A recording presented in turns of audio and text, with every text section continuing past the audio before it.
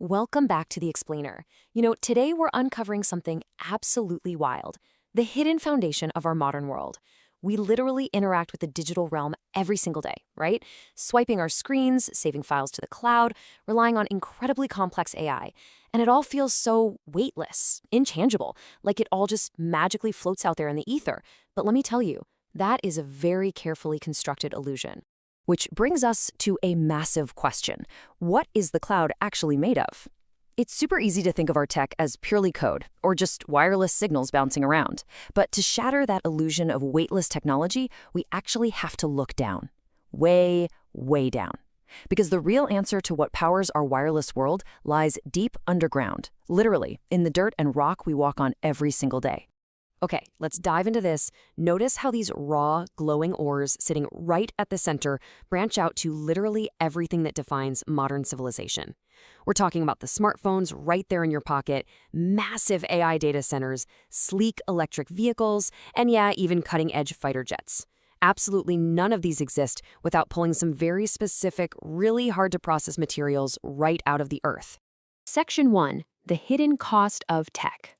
The fundamental truth of our era is that our highly advanced civilization depends almost entirely on resources that most of us will rarely, if ever, actually see. Think about it. Smartphones, electric vehicles, satellites, semiconductors, AI, defense systems.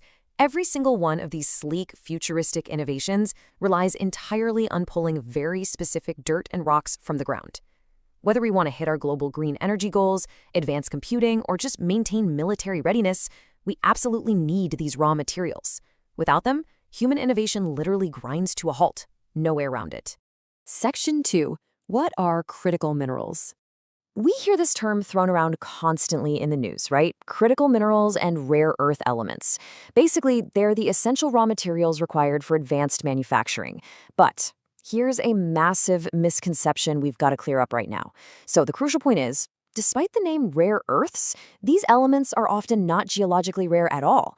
Actually, scratch that. You can find them spread all over the Earth's crust. The issue isn't that they're hard to find in the ground. The real issue is that economically viable extraction and processing are highly concentrated in just a few specific parts of the world.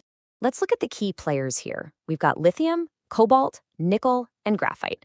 Now, these are absolutely vital for the massive batteries inside EVs and grid storage. Then you have the specific rare earths, things like neodymium, praseodymium, and dysprosium. Try saying those 3 times fast. But in all seriousness, these highly specific rare earths are exactly what power the permanent magnets inside wind turbines. They drive the intricate infrastructure of AI data centers, and they're absolutely critical for precision defense systems. Section 3. The supply chain choke point. I want us to really slow down here for a second. Think about the logistical chaos and honestly the extreme vulnerability of actually getting these minerals out of the ground and into our devices. The journey is incredibly complex and totally fragmented. Step 1. The actual mining might happen in one country. Step 2. That raw, heavy ore is shipped across the ocean for processing and refining in a completely different country. Step 3. The newly processed material goes to advanced manufacturing somewhere else entirely. And finally, Step 4. Final assembly happens in yet another location. We've built this bizarre, hyper-globalized journey. Now, on one hand, sure, this creates incredibly economic efficiency. But on the other hand, it creates massive, terrifying strategic risk. And this brilliantly illustrates exactly what I mean. Just look at the glowing trade routes crossing the oceans on this global map. It is a beautifully intricate web of logistics, but it also highlights the scary reality of concentrated supply and massive bottleneck risks. You see a huge concentration of processing and refining happening in just a handful of nodes, primarily in Asia, while the raw extraction happens across completely different continents. It's wild. Because that economically viable refining capacity is so geographically concentrated, these logistical threats become incredibly real. We're talking bottleneck risks, sudden trade restrictions, route disruptions out in the ocean, or just rising geopolitical tension. If just one critical node in this global network gets shut down, it doesn't just mean your next smartphone gets delayed. No, it could completely paralyze technological development globally, derail the entire transition to renewable energy, and severely impact a nation's military readiness. It's basically a house of cards. Section 4. The new resource geopolitics.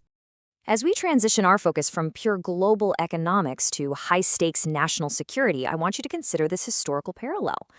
Back in the 20th century, global power and influence were largely defined by oil and strategic energy resources.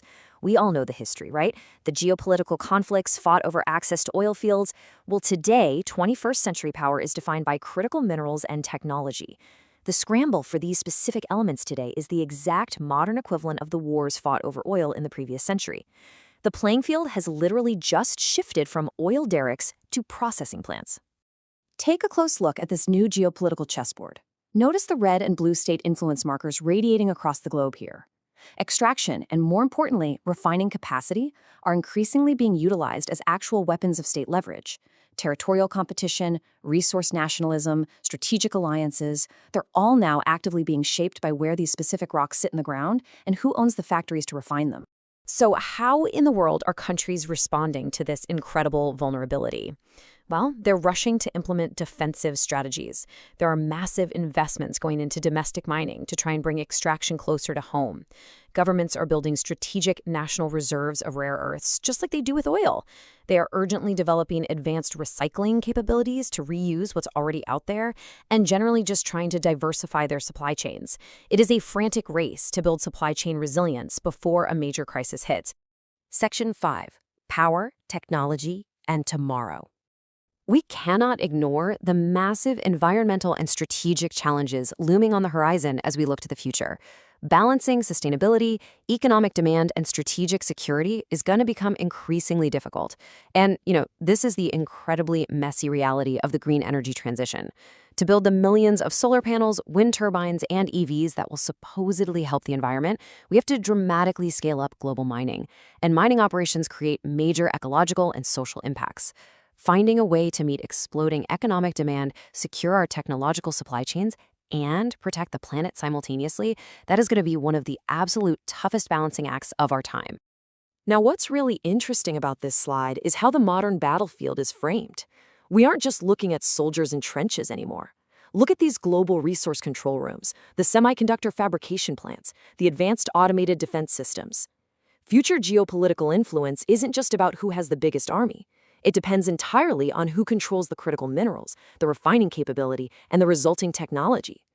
In the modern world, strategic power depends on technological capability. And technological capability, well, it depends entirely on dirt. Which leaves us with this final, vital question. In a world where power relies entirely on tech, who will control the physical building blocks of our future? It really is an invisible thread connecting the dirt deep in the ground directly to global power. Keep an eye on where those minerals flow, because that is exactly where the future is being built. Thank you so much for joining me on this explainer. Keep learning, stay curious, and I'll catch you next time.